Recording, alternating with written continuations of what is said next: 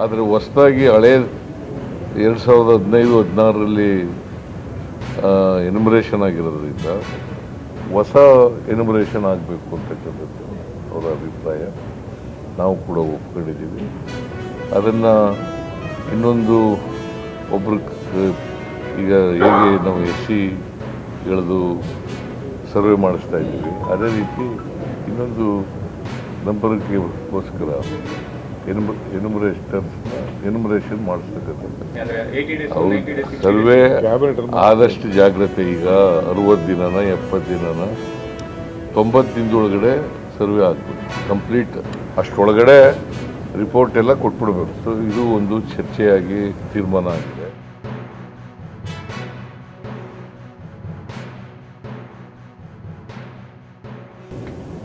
ಏನೇನು ಕ್ರಮ ತಗೊಂಡಿದ್ದೀವಿ, ಈಗ ಹೊಸದಾಗಿ ಮೆಜೆಸ್ಟ್ರಿಯಲ್ ಎಂಕ್ವೈರಿ ಮಾಡ್ತಕ್ಕಂಥದ್ದು, ಆಮೇಲೆ ಜುಡಿಷಿಯಲ್ ಕಮಿಷನ್ನ ಅಪಾಯಿಂಟ್ ಮಾಡಿರ್ತಕ್ಕಂಥದ್ದು. ಅದು one man judicial commission headed by ನಿವೃತ್ತ ನ್ಯಾಯಾಧೀಶ ಮಿಸ್ಟರ್ ಕುನಾ, ಮೈಕೇಲ್ ಕುನಾ. ಅದನ್ನು ಎಕ್ಸ್ಪೈರ್ ಮಾಡಿದ್ದೀವಿ. ಮತ್ತು 5 ಜನ ಪೊಲೀಸ್ ಆಫೀಸರ್ಸ್ನ ಸಸ್ಪೆಂಡ್ ಮಾಡಿರ್ತಕ್ಕಂಥದ್ದು.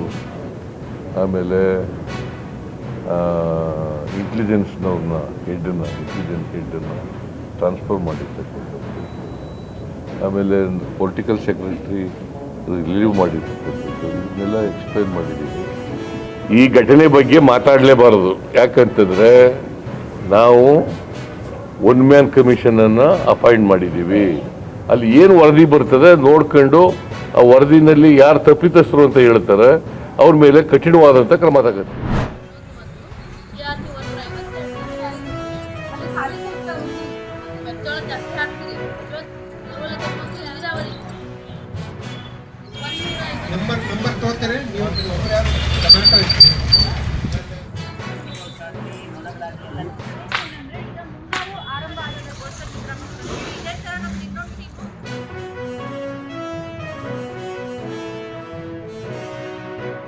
ಅದು ಆಹಾರದಲ್ಲಿ ಹೋಗುತ್ತೆ. ಸೊ ಅದನ್ನ ಯಾವ ಥರ ಕಡಿಮೆ ಮಾಡ್ಕೋಬೇಕು ಅಂತ ಆಹಾರ ನಿರ್ವಹಣೆ, ಸೊ ಅದ್ರ ಬಗ್ಗೆ ನಾವು ಹೇಳ್ತಾ ಇದ್ದೀವಿ. ಆಮೇಲೆ ಈಗ ಮಳೆಗಾಲ ಶುರು ಆಗ್ತಾ ಇರೋದ್ರಿಂದ ಮಳೆಗಾಲದಲ್ಲಿ ರಾಸುಗಳ ನಿರ್ವಹಣೆ ಯಾವ ಥರ ಮಾಡ್ಬೋದು. ಆಮೇಲೆ ಈಗ ಚಾವಣಿ ಎಲ್ಲ ಸೋರ್ತಿರೋದ್ರಿಂದ ಈಗ ಕೆಚ್ಚಲ ಬಾವು, ಆಮೇಲೆ ಈ ಥರ ಬ್ಯಾಕ್ಟೀರಿಯಾ ಮತ್ತು ವೈರಲ್ ಇನ್ಫೆಕ್ಷನ್ಸ್ ಜಾಸ್ತಿ ಆಗುತ್ತೆ. ಸೊ ಅದನ್ನು ಯಾವ ಥರ ನಾವು ಕಡಿಮೆ ಮಾಡ್ಕೋಬೋದು ಅಂತ ರೈತರಿಗೆ ನಾವು ಮಾಹಿತಿ.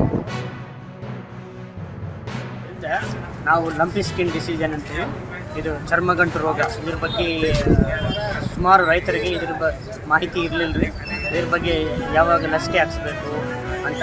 ಇದು ಮುಂಗಾರಕ್ಕಿಂತ ಮುಂಚೆನೇ ಲಸಿಕೆ ಹಾಕ್ಸಿದ್ರೆ, ಯಾಕೆಂದರೆ ಮುಂಗಾರು ಬಂದ ತಕ್ಷಣ ಏನಾಗುತ್ತೆ, ನಮ್ಮ ಕೀಟಗಳ ಸಂಖ್ಯೆ ಜಾಸ್ತಿ ಆಗುತ್ತೆ. ಅದರಿಂದ ಈ ರೋಗ ಹರಡುತ್ತೆ.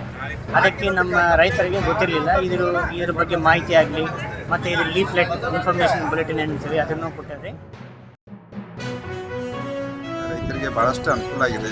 ಯಾಕಂದರೆ ಇವಾಗ ತೊಗರಿ ಬಿತ್ತು ಸಮಯ ಇಂಥ ಹೊತ್ತಿನಾಗ ತೊಗರಿ ರೈತರಿಗೆ ಯಾವ್ದು ಬಿತ್ತಬೇಕು ಏನಂತ ಐಡಿಯಾ ಇರಲ್ಲ. ನೀರಾವರಿಗೆ ಯಾವ್ದು ಬಿತ್ತಬೇಕು, ಒಂದು ಬೇಸಕ್ಕೆ ಯಾವ್ದು ಬಿತ್ತಬೇಕು ಅಂತ ಒಳ್ಳೆಯ ಒಂದು ಮಾರ್ಗದರ್ಶನ ನೀಡಿದ್ದಾರೆ. ಏನಂದರೆ ನೀರಾವರಿಗೆ 811 ಮತ್ತು ಒಂದು ಬೇಸಕ್ಕೆ 152 ಈ ಥರ ತಳಿ ಅದಾವೆ. ಅದು ಕಂಪಲ್ಸರಿ 5 ಫೂಟಿಗೆ ಒಂದೊಂದರಂತೆ ಸಾಲು ಬಿಟ್ಟು ಬಿತ್ತಿದರೆ ಇಳುವರಿ ಚೆನ್ನಾಗಿ ಬರುತ್ತೆ. ಮತ್ತು ಅದನ್ನ ಚಾಟ್ನಿ ಮಾಡ್ಬೇಕಂತ ಹೇಳಿದ್ದಾರೆ. ಚಾಟ್ನಿ ಮಾಡೋದ್ರಿಂದ ಇಳುವರಿ ಹೆಚ್ಚಿಗೆ ಬರ್ತಾಯಿದೆ. ಆ ರೀತಿ ರೈತರಿಗೆಲ್ಲ ಮಾಹಿತಿ ಕೊಡೋದಕ್ಕೆ ಇಲಾಖೆಗೆ ನಾನು ಹೃದಯಪೂರ್ವಕ ಅಭಿನಂದಿಸ್ತೀನಿ. ಮತ್ತು ಬೀಜೋಪಚಾರನ ಹೇಗೆ ಮಾಡ್ಬೇಕಂತ ಹೇಳಿ ನಮ್ಮ ಕಣ್ ಮುಂದೆ ಮಾಡಿನೂ ತೋರಿಸಿದಾರೋ. ಇದರಿಂದ ರೈತರಿಗೆ ತುಂಬಾ ಉಪಯುಕ್ತವಾಗುತ್ತದೆ ಎಂದು ಹೇಳ್ತೇವೆ. ಇವತ್ತು ನಾವು ದಾಮ್ನೆ ಗ್ರಾಮದಲ್ಲಿ ವಿಕಸಿತ ಕೃಷಿ ಸಂಕಲ್ಪ ಅಭಿಯಾನವನ್ನು ಹಮ್ಮಿಕೊಂಡಿದ್ದರಿಂದ ಎಲ್ಲಾ ಗ್ರಾಮದ ಮಹಿಳೆಯರು ಮತ್ತು ರೈತರು ಇದರಲ್ಲಿ ಭಾಗವಹಿಸಿ ಅದರ ಸದುಪಯೋಗವನ್ನು ಪಡೆದುಕೊಂಡು ಹೆಚ್ಚಿನ ರೀತಿಯಲ್ಲಿ ಆರ್ಥಿಕವಾಗಿ ಪ್ರಗತಿಯನ್ನು ಸಾಧಿಸಬೇಕಾಗಿ ನಾನು ಈ ಕಾರ್ಯಕ್ರಮದ ಮೂಲಕ ಕೇಳಿಕೊಳ್ಳುತ್ತೇನೆ.